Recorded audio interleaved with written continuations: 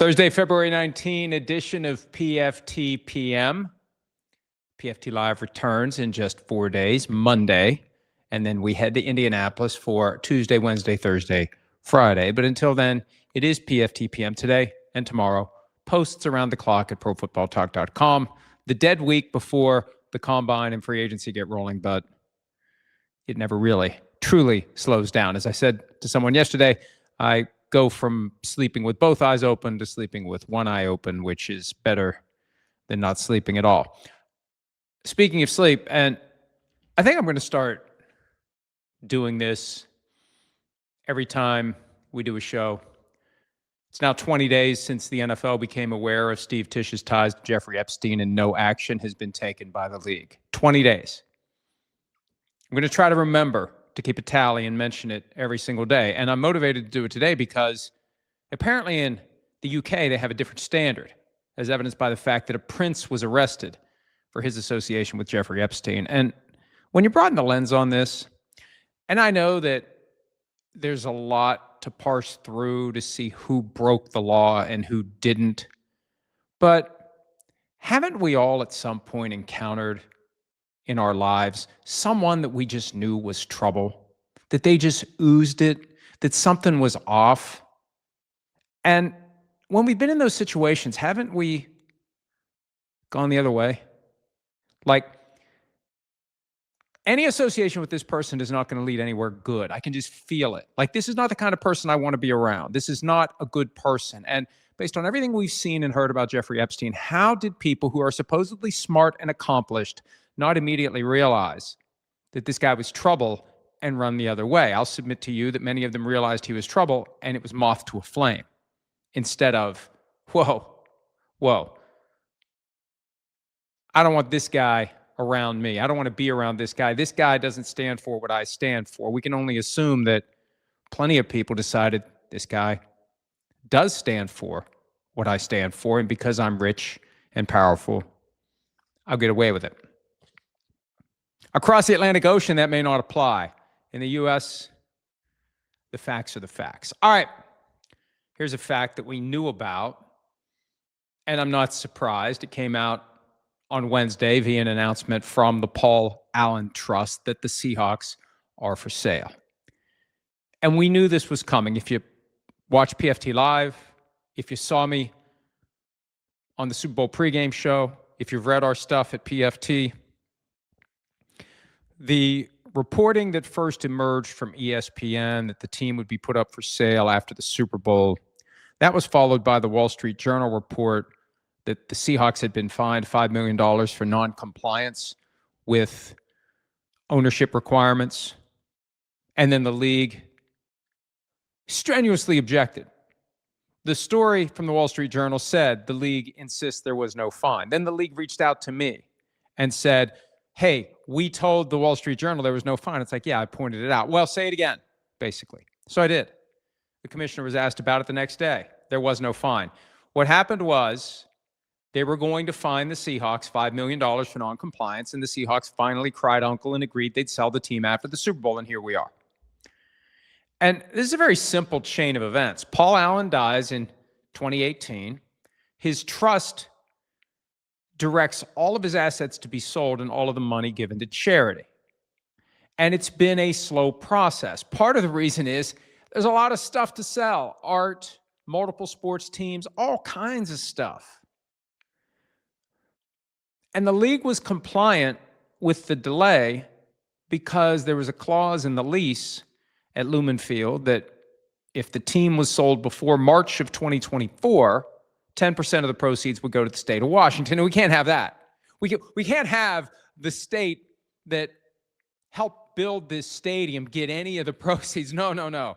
We're fine with you waiting until after then to sell the team, even though the trust contemplates presumably something a little quicker than that. But it was after that date came and went, and all 100% of the proceeds would go to the Paul Allen Trust. That's when the league started to nudge a little bit, and the nudging became a little more aggressive, and it culminated in a fine that technically wasn't imposed, but would have been if this sale hadn't been announced. So where do we go from here? And I'm not a big fan of repeating myself, because some of you that do consume everything we do will ask yourselves, why is this dumbass repeating himself? But to the extent that people weren't paying attention, it's worth pointing out. Jeff Bezos, there's a belief in league circles he's not going to be in play for the team. Bezos is going to be the obvious candidate that most people think of. He lived 30 years in Seattle. Now, the reality is he's relocated to Miami, and the thinking is he's now an East Coast guy. The window has closed on him buying the Seahawks. We'll see. We'll see, because obviously if he wants it, he's going to get it. The bigger possibility is that there's going to be somebody out there, some tech billionaire that we don't know about, who's going to show up with the biggest bag of money. And that's the thing to keep in mind. I saw someone speculating, well, what if it's this owner? What if it's that owner? What if they just go with the high bidder? They're going with the high bidder. That's the directive. Maximize the money that will be paid for the team, because that maximizes the money that will go to the charities of Paul Allen's choice.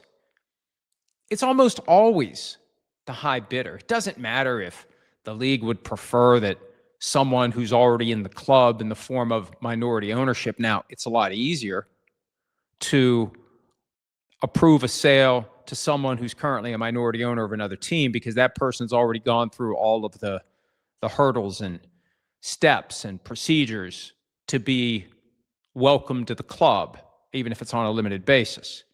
We've seen that be the springboard for multiple owners like Jimmy Haslam, David Tepper, Josh Harris. It's kind of like the entry point. You get in that way, and then when it's time to go buy a team, it's a lot smoother. It's one less thing to worry about. At the end of the day, though, this is going to be a wide open process, and we'll see who shows up with the most money. And I try not to pay attention to the reports about the valuation of a team. I've seen multiple different times the Seahawks are valued at $6 to $7 billion. That doesn't matter. Book value doesn't matter. You know what matters? What someone will pay for it. Book value goes out the window when you're talking about a rare asset that is always appreciating in value, that puts you in an exclusive club of American oligarchs. Frankly, they may not like being called that, but I mean, hey, Cinderella, the shoe fits. And you don't get many chances to buy a seat at the table. And when you've got billions and billions and billions, and you can justify carving off 9 or 10 for this asset that's going to appreciate in value and generate revenue in the interim, it's not a bad business decision, even if you pay more than current book value or whatever some outside financial publication has decided the team is worth. Nothing is worth anything other than what someone will pay for it right now. And the expectation, as I said during the Super Bowl pregame, and I've repeated a couple of times, and again, apologize for repeating myself, but 9 to 11 billion is where they think it's going to land. The more really rich people that come to the table, the higher the number goes. And the question is, how badly do you want it? It's like an auction. Hold up the paddle. 8, do I hear 8? Do I hear 8.2? Come on, 8.5, 8.6. I'll be surprised if it's less than 9. I won't be surprised if it's more than 10. Because that's where this is going. And yes, the current record is $6.05 billion. But think about it, the Commanders and their stadium. Nothing against the Commanders, but it was a fixer-upper. As I've said before, this is a turnkey operation. Move right in. And that's going to be the challenge. And I try to think, for every fan base, what's the thing that keeps you up at night worrying? And if I'm the Seahawks right now, we're at the top of the mountain. We just won the Super Bowl. Everything's going great. What could screw it up? A new owner who decides he or she knows better. And he or she will try to justify their existence or just exert their power. I bought this thing. I own the place. Yeah, you gave me a house that's move-in ready and everything looks great, but you know what? I want it my way. I can do it better. I can make it look better. I can make it work better. I know better because I'm smart. That's the fatal flaw with a lot of owners. They make a lot of money, and There's two categories, the ones who have made their money and the ones who just happen to be named in the will. But the ones who have made their money, they think that the success in some other line of work is transferable. It's not. Now, you may develop the skills to understand how to operate a football team. You may learn how to study tape and rate players and help set the draft board. Plenty of them think they can. They think it looks easy. That's one of the great things about football on TV, and I think that's why the sport is so successful. It looks easier than it is.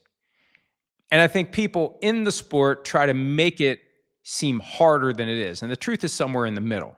But when you're competing with other people who have amassed billions in their chosen lines of work and then buy a football team, I mean, it's a zero-sum game. There's going to be good teams, there's going to be bad teams, there's going to be good owners, there's going to be bad owners. And if you're a Seahawks fan right now, you are praying that you get a good owner.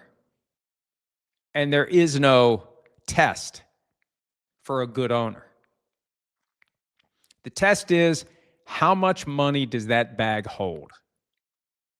How much are you putting on the table for this team? And if you put the most, you get it.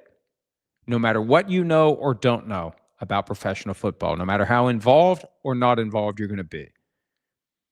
If I'm a Seahawks fan, I want someone who just stays out of the way and lets John Schneider keep doing what he's been doing. Lets Mike McDonald keep doing what he's been doing and doesn't count beans when it's time to extend contracts and gives the team all the resources that it needs. That's one of the reasons why the Broncos are here to stay. They have the richest ownership group by far, and they're willing to spend. I mean, you can be really rich, but also really cheap. We've got owners who are cheap, who don't have the money to spend anyway. We've got owners who are cheap, who have the money to spend, Jerry Jones, and they're still cheap. You want somebody who has the money to spend, is willing to spend it, and isn't going to get in the way of doing what's right for the team. Good luck, Seahawks fans. We'll see what happens. And the fact that the sale was announced yesterday, this thing's been percolating for a while. Anybody that's interested has already been getting their stuff together, the cash that is needed. And remember, you have to show up with 30% of the purchase price, liquid. If you want to buy the team, you can cobble together a group of investors like Josh Harris did. There were like 25 different pieces of the team that are owned by minority partners. Or you can just show up and write the check. That may be what happens. We'll see. There's a lot of really rich people out there. And my favorite quote, a wise man told me years ago, the only thing better than being rich and famous is being rich. Somebody out there who's rich is about to become a famous too. And that can go two different ways. You can be beloved or you can be reviled. And we could probably come up with a short list of the owners who wish they'd never bought a team and who had continued to be anonymous billionaires. The Baltimore Ravens have a new coaching staff. They have new coordinators. It's a new beginning. I was not surprised, but yes, a little stunned that Declan Doyle, the new offensive coordinator, who's only 29 years old, said at his introductory press conference, and this is the quote, as it relates to participation in the voluntary offseason program. We expect the players to be here, and certainly it is voluntary. You can't reconcile the two ends of that statement. We expect them to be here, and certainly it's voluntary. I mean, that's like your parents telling you, we expect you to go to school, and certainly you don't have to. It's one or the other. And technically, it's a CBA violation for him to say, we expect the players to be here. The language is in there. You're not allowed to say anything to suggest that the voluntary offseason workouts are anything but voluntary. And what teams will do to try to get players to volunteer to show up, they'll put workout bonuses into their contracts. Some teams do it with everyone. The Packers do it with everyone, for example. Some teams, one team, the Cowboys, they put into the contract a de-escalator on your salary. If you don't show up for the required percentage of off-season workouts, 80 to 90% or more, your salary drops. That happened to Trayvon Diggs. I think that's a bad management tool. It's better to give them a carrot that they didn't earn than to give them a salary and claw money back because they failed to live up to your expectations. Either way, money is tied to it. Now, the Ravens have done that with quarterback Lamar Jackson. And I think Declan Doyle's message was intended primarily for Lamar Jackson. Who else would the offensive coordinator be talking about? Who does the offensive coordinator care about more than the quarterback being there to learn the new offense? Jackson has given up $1.5 million over the past 2 seasons in workout bonuses. $750,000 in 2024, $750,000 in 2025. Gone from that $52.5 million contract per year.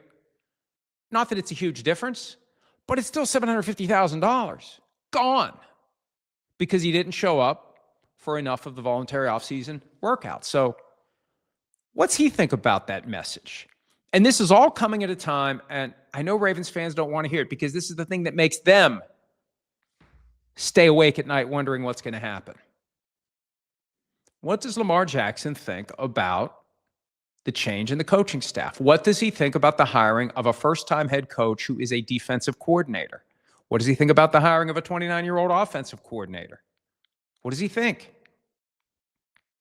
Is he going to be motivated to sign an extension? Or is he going to say, I got 2 more years under contract.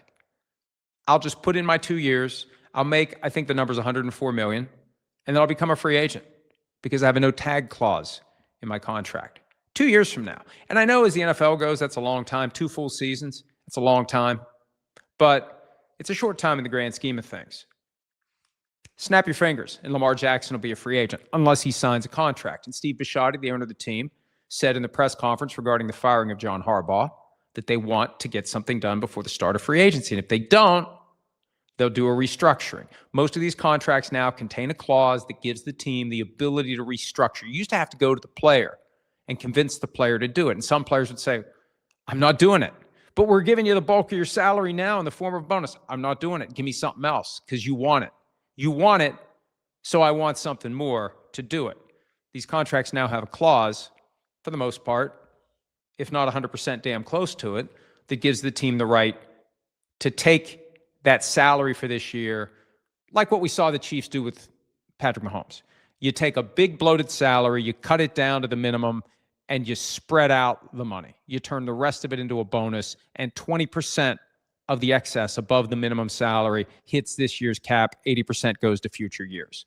It's kicking the can for cap purposes. It makes good sense because the cap keeps going up. The relative impact is smaller. We talk about that all the time. But the Ravens are going to have to do one or the other. They're either going to have to activate their prerogative to restructure the deal or get him signed to a new contract because his cap number, I believe, is $74.5 million.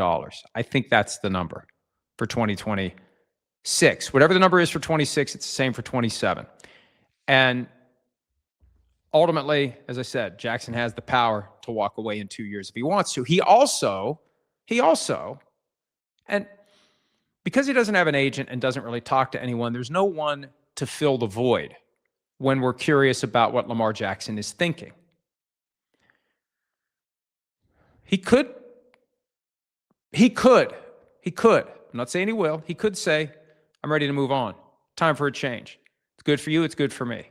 I'd like to be traded. Now, when the Baltimore Sun column came out with some facts embedded in it that paint a picture of frustration between team and player, my assessment at the time was it's going to be hard to trade Lamar Jackson because you're going to have to find somebody who's willing to give up significant assets for him and who can get him signed to the kind of contract he wants. At 52.5, the market's at 60. You could say he's worth at least as much as Dak Prescott. Let's just say 61. You're going to have to get that deal done. Now, I think that there are occasions when Lamar Jackson realizes it's time to act, like when he accepted the Ravens' long-term offer. This all comes from the 61-page secret collusion grievance ruling that Pablo Torre unearthed last year. It was clear that the Ravens said to Lamar Jackson, hey, here's the offer. We need to know whether you're going to take it because if you don't, we're going to make plans via the draft for the quarterback position. And that was the moment of truth, and he took it. A moment of truth may be coming. We just don't know what the truth is because nobody is talking. And I know, Ravens fans, that creates consternation. And I'm not saying he's going to be gone. I'm just looking at the situation. What other franchise quarterback is in this posture where there's 2 years left under contract, a straight shot at free agency, no guarantee the guy is going to be there beyond 2027? That's not the case with Josh Allen or Joe Burrow or Patrick Mahomes. Now, Burrow and the Bengals have their own issues, and we talk about those all the time. But Allen and Mahomes, they're fine. There's nothing to worry about as it relates to the future of the franchise quarterback in those cities. In Baltimore, there's something to worry about until and unless they do a new 5-year contract. And I've laid out what it would take, the extension, the 3-year extension on the 2 existing years, how you would get him to $61 million a year. It's not hard to do. You can do it in 5 minutes if both sides want to do it. I mentioned Mahomes and the Chiefs. We've talked earlier in this week about the possibility of Tyreek Hill coming back. Rashee Rice is a guy that they love as a football player. Back when the incident happened just 2 years ago, the street racing late March in Dallas, the Chiefs supported Rashee Rice, and they loved what Rice did as a rookie. They believed that Rice picked up the offense even faster than Tyreek Hill did. Remember, in his rookie year, Tyreek Hill was mainly a return specialist. He didn't explode until his second season. Rice, in the postseason of his rookie year, started to come on. Then came the off-field incident. Then came the serious knee injury he suffered week 4, 2024 against the Chargers. He was out for the rest of the year. That criminal case was looming. Got it resolved last July. 6-game suspension. Remember all of that controversy about why the league wasn't imposing the suspension, why they were dragging their feet. All of a sudden, a deal gets done for a 6-game suspension. He comes back. The Chiefs have their issues. It's easy to forget where things are between Rice and the Chiefs. And now he's eligible for a second contract.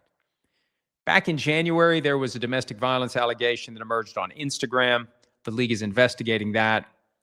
And then on Wednesday, a clip from a lawsuit that was filed on Monday surfaced on social media. And it alleges that Rashee Rice engaged in multiple incidents of domestic violence. There's the quote. If you're watching, if you're listening, I'll read it and or paraphrase it. Defendant Rashee Rice and plaintiff Dakota Jones lived together following an escalation in violent behavior in December 2023.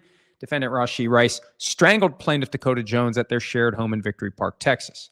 Rice continued to repeatedly assault Dakota Jones over the course of their relationship through July 2025. Rice has grabbed, choked, strangled, pushed, thrown, scratched, hit, and headbutted Miss Jones, as well as hit her with inanimate objects. Additionally, he is engaged in other violent and abusive behavior, including throwing objects, destroying property, punching walls, breaking furniture, as well as locking her out in the middle of the night. Many of these behaviors occurred while Ms. Jones was pregnant. With the league already investigating Rashee Rice based upon a domestic violence allegation that emerged on social media, obviously, this will be included in whatever the league does. And it's important to remember, because he was already suspended 6 games under the personal conduct policy, he gets treated as a repeat offender, and that will potentially escalate. The baseline is 6 games for each incident of domestic violence. It gets escalated if you've got a history. And it's not apples to apples, but violations of the personal conduct policy are apples to apples. He's already been punished by the league for violating the personal conduct policy. This would be another violation, and the penalty, if there is one, will be enhanced. It depends on many factors, not the least of which is whether or not the plaintiff in this lawsuit, Dakota Jones, will indeed cooperate with the NFL. Remember, they have no power to force anyone other than team and league employees to talk. But this is a problem for the Chiefs. And I saw this last night, and I initially didn't want to give it any oxygen, but I decided if I was going to mention it at PFT, I needed to explain the flaws in it. And before we put it up on the screen, I just want to be clear. This isn't an effort to twist Schefter's tail. I see this all the time in our new age of instant journalism, where people who have Twitter accounts receive a statement from a lawyer and just post it with no context, with no commentary, with no analysis. They just act like external PR. Hey, here's a statement. All right, well, it's content for my Twitter page. It's engagement from my Twitter page. I'm just going to put the statement out there, and I'm not going to say anything about it. You're operating as an employee by extension of the lawyer, the PR person, whoever it is that crafted the statement. You have no obligation to put that statement out there. You have none. It is, by definition, a biased, self-serving explanation. And I just think there's a problem with repeating it without explaining it. This was the tweet last night from Schefter with no context, no explanation, nothing other than the quote from Rashee Rice's lawyer, Sean Lindsay. If we have it. And there it is. On October 9, 2025, well after the parties' relationship had ended, Ms. Jones stated under penalty of perjury in a sworn affidavit for non-prosecution that Mr. Rice and I had a verbal argument, but he did not punch me. We will allow the legal process to run its course and have no further comment at this time. Well, that statement raises a lot of questions. It implies that there was some sort of potential prosecution that was going to happen of Rashee Rice based upon a complaint that Dakota Jones may have made, because the affidavit specifically had the words non-prosecution in it. This was part of the effort to clean up something that happened. One incident.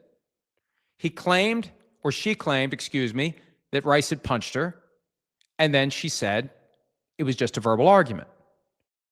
That doesn't wipe away everything else. And if you look closely, if we can put the statement from the lawsuit back up. Well, I wasn't planning to do this, so there it is. Boom. Well done. If you look at this carefully, the word punch is never used. Now, hit is in there.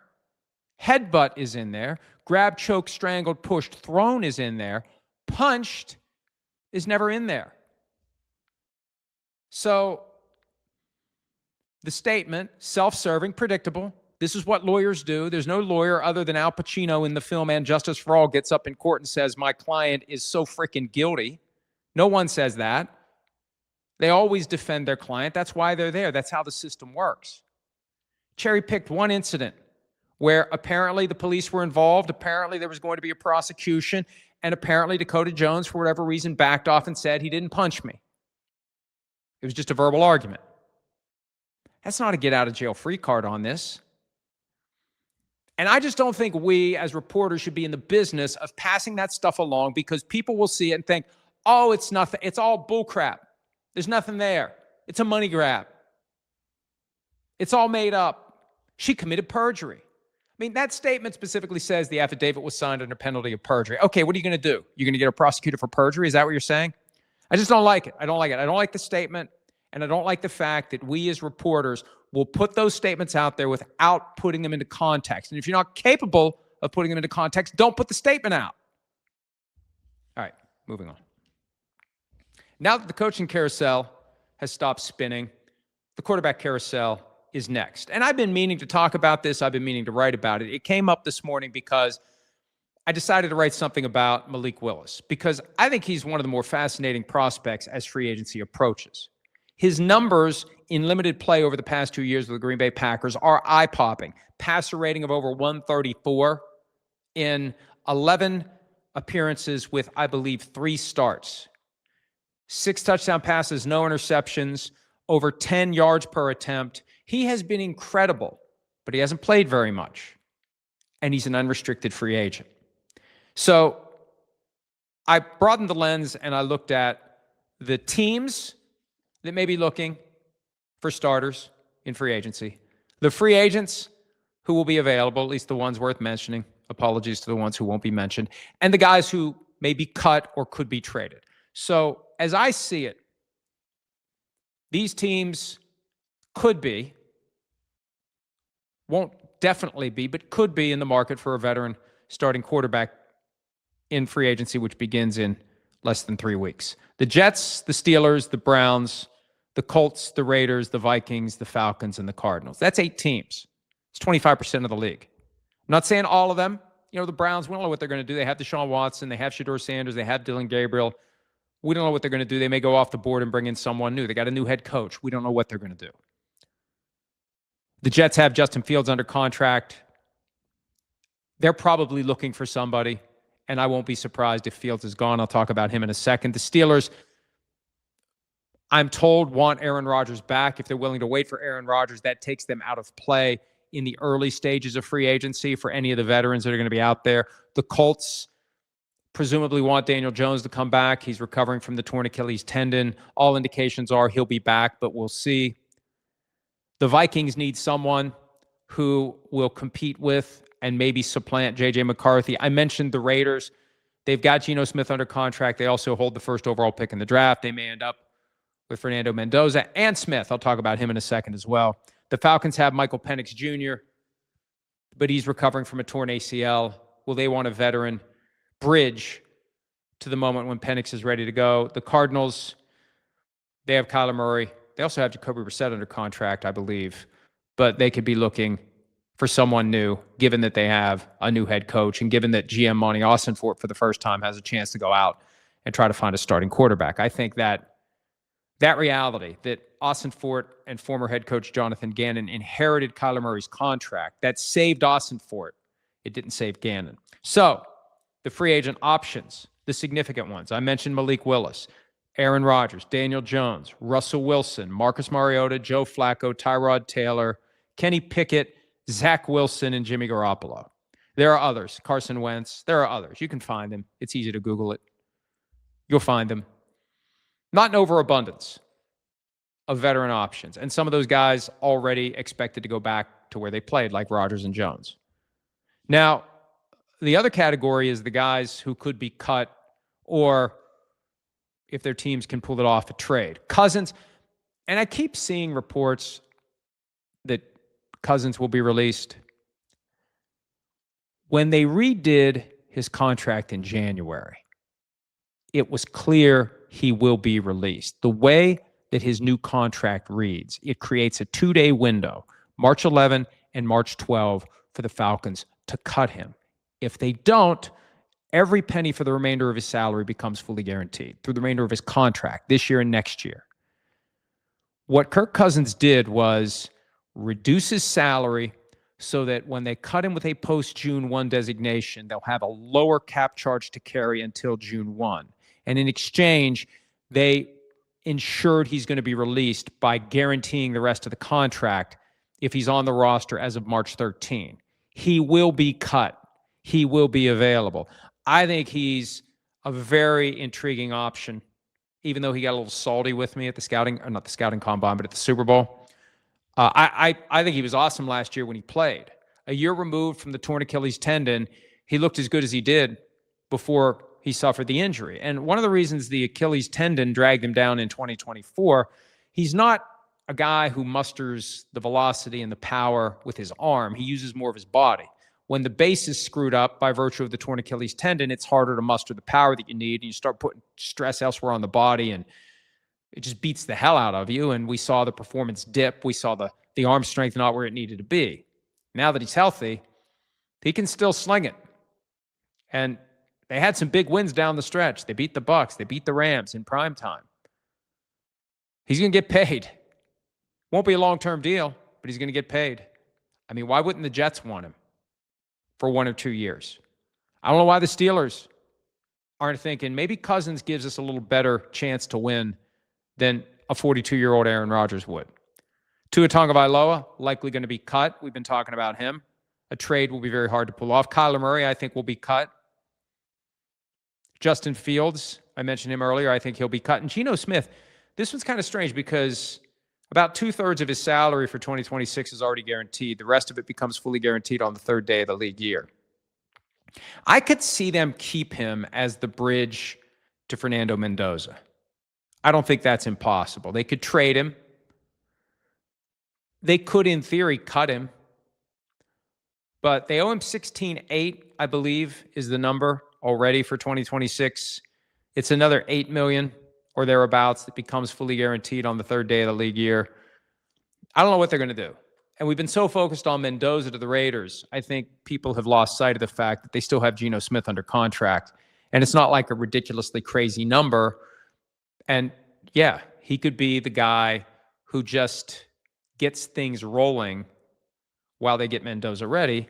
And remember, when Clint Kubiak became the offensive coordinator of the Seahawks last year, at his introductory press conference, he said that Geno Smith was a big draw to the job. And then Smith got traded. Well, now Kubiak's head coach of the Raiders. So I could see it work. Smith for now, Mendoza when he's ready, and then Smith elsewhere. He may not be happy about it, but what can he really do at this point? Now, as to Darnold, because when it comes to pegging the value of these free agent quarterbacks or the guys who are going to be cut and become free agents, like what really is the magic number? The market for veteran quarterbacks is very broad. We saw it as low as $10.5 million for Russell Wilson last year on a one-year deal. He got benched after 3 games. The top of the market is basically 60. If we don't do a new money analysis on Josh Allen's contract that he signed last year, and the two sides kind of wink, nod, we're not going to do the new money analysis because it would have been like $80 million a year. Because what they did is they took the remaining years of the contract, they ripped them up, and they replaced it with a fresh 6-year contract. But if you only look, because the new money analysis would be you take the 3 extra years on the back end and you look at the extra money he's getting compared to what he was going to get, and you divide it by 3, and that's the new money. It works out to like $80 million a year. They didn't do that. So we'll stipulate that the top of the market's 60. 10 to 60. Where are these guys going to fall? And look at Sam Darnold last year. The guy who won the Super Bowl got $33.5 million a year on a 3-year deal.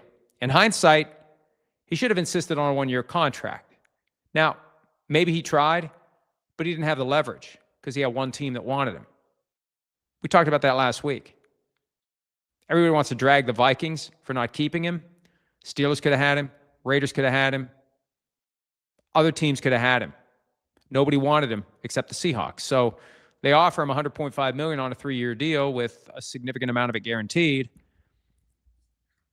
Maybe he would have preferred a 1-year deal, but they weren't willing to do it. The best outcome for a guy like Malik Willis, if you're not going to get $40 million a year, is a 1-year deal with a no-tag clause.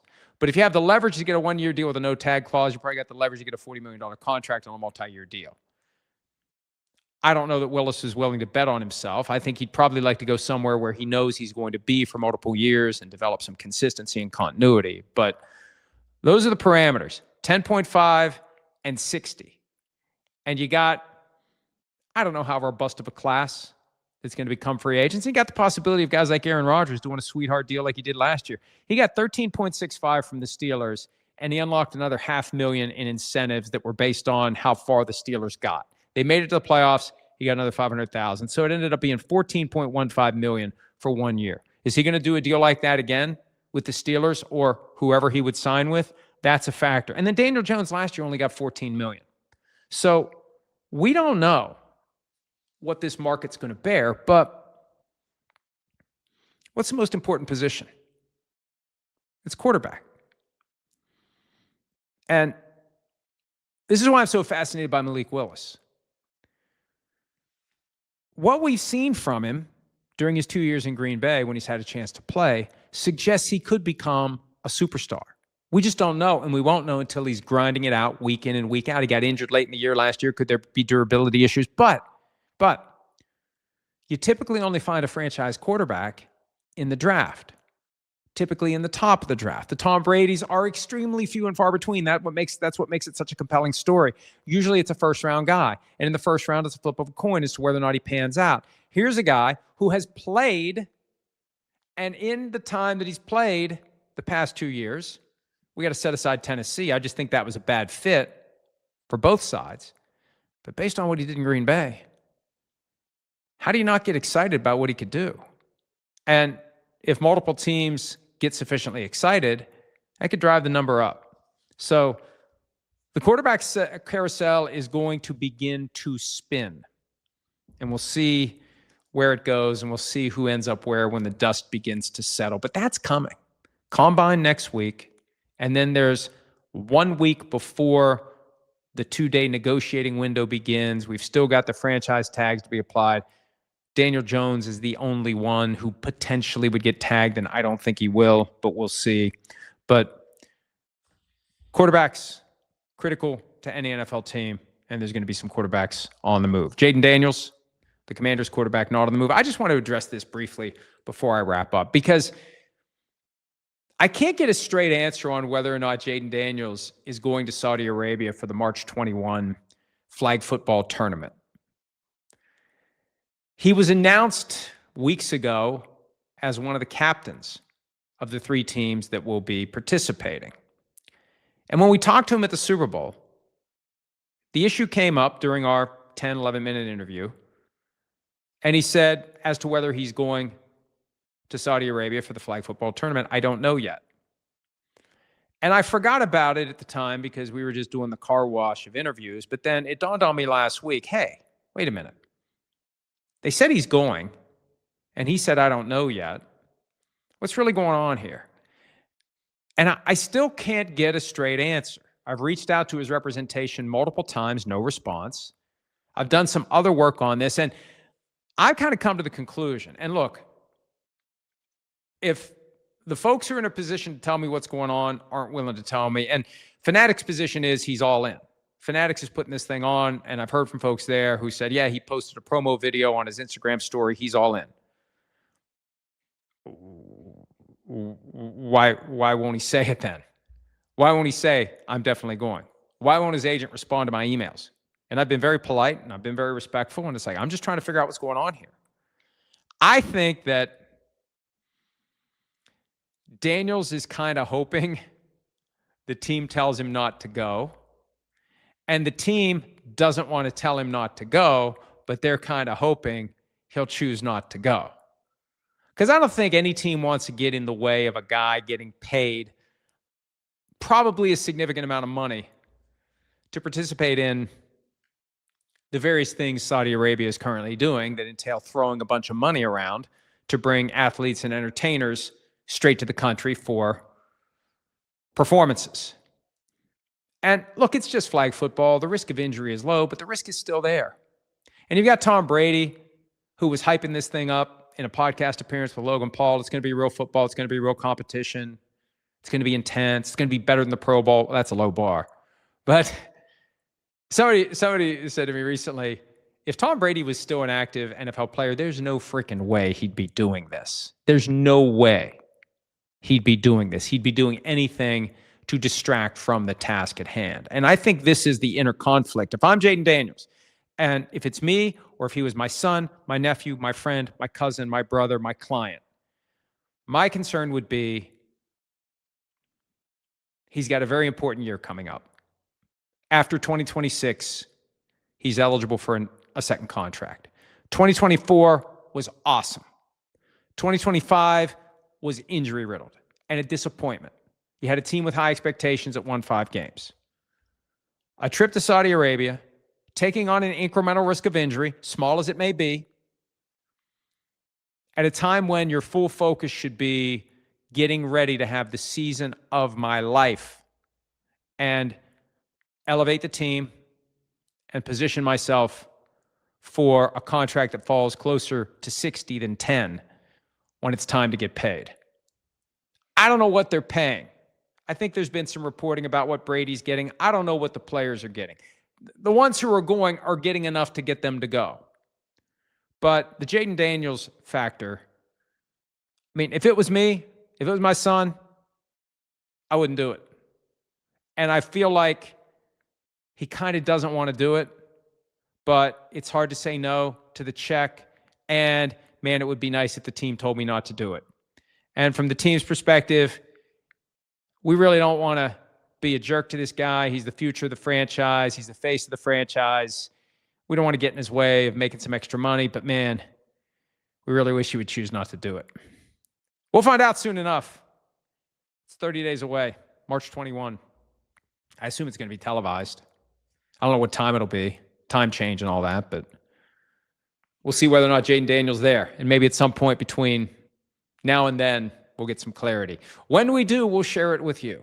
That's it for today's edition of PFT PM. We've made it through 4 days of the PFT Live Dead Week. Will I do it tomorrow? Or will I decide 4 is enough? I got some other stuff I got to do tomorrow. You know, I made the commitment to do something that when I made the commitment, I was thinking, you know, future Florio can deal with that. And as the present creeps toward the future, I want to go back and kick that guy's ass for committing me to do a couple of things that I need to do tomorrow. But we'll still get this done. Current Florio is committing that Friday Florio will do it. PFT PM tomorrow. Check us out around the clock at PFT. And have a great Thursday. Hi, it's Mike Florio. Thanks for watching PFT on YouTube. Hit subscribe for the latest news and analysis from Pro Football Talk.